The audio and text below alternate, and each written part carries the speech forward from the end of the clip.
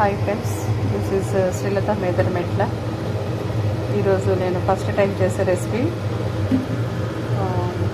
Mushrooms కానీ నేను ఎప్పుడు చేయలేదండి. ఇదే ఫస్ట్ టైము. మా బాబు అడిగితే ఇప్పుడు ఫస్ట్ టైం చేస్తున్నాను నేను.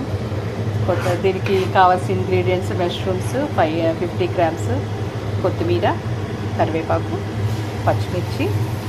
దీంట్లో ఆల్రెడీ నేను అంతా పేస్ట్ చేసేసి పెట్టాను. ఫస్ట్ ఆనియన్స్ వేసి ఆయిల్ వేసి ఆనియన్స్ వేసేసి కొంచెం ఆయిల్ ఎక్కువ పడుతుందండి దీంట్లో. ఆ తర్వాత ఆనియన్స్ వేసేసాక కొంచెం ఆలుగడ్డ టేస్ట్ కోసం వేసాను నేను. తర్వాత గ్రేవీ చేశాను. ఏం గ్రేవీ అంటే టమాటా, పెరుగు, కొంచెం ఇలాచి, దాల్చిన చెక్క వేసేసి పేస్ట్ చేసి ఇది వేసాను. ఇట్లా అంతా దగ్గరికి అయిపోయిందండి. అయిపోయిన తర్వాత మష్రూమ్స్ వేసేసుకుందాం. ఇప్పుడు ఈ మష్రూమ్స్ని నేను కొంచెం 2-3-4 టైమ్స్ కడిగేసేసి శుభ్రంగా కొంచెం గోరువెచ్చటి నీళ్ళల్లో ఉప్పు, పసుపు వేసేసి ఒక 10-15 మినిట్స్ అట్లా ఉంచాను. ఉంచిన తర్వాత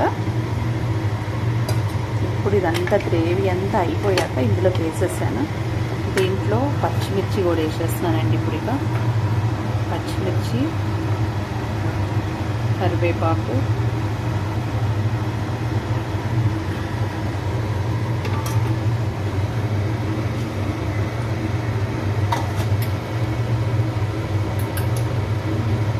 పసుపు,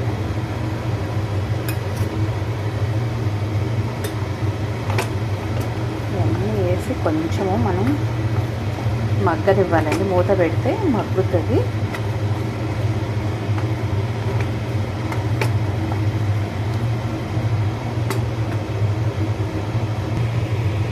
మూత పెట్టిన తర్వాత కొంచెం వేగింది కదండి, దగ్గరకు వచ్చేసింది కదా. దీంట్లో మనము కొంచెం వాటర్ పోసుకొని ఒక్క 10-15 నిమిషాలు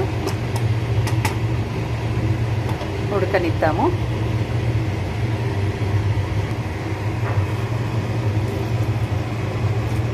ఒక కప్పు వాటర్ వేస్తున్నానండి.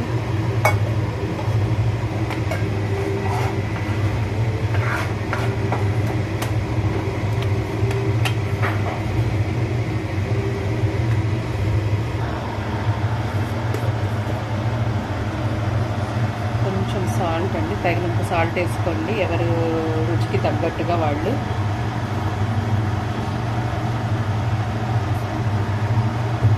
అట్లాగే కాస్త కారం,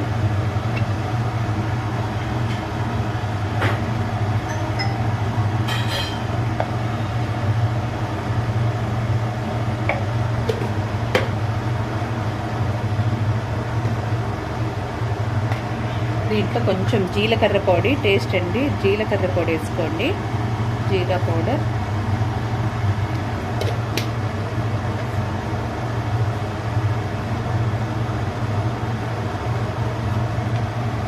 కొంచెం గరం మసాలా, ఇవన్నీ వేసి కొంచెం బాగా తిప్పి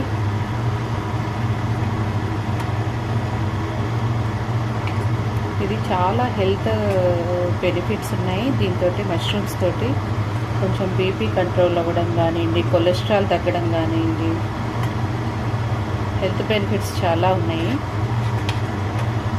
దీన్ని ఒక 10 మినిట్స్ మనం ఉడకనిద్దాము.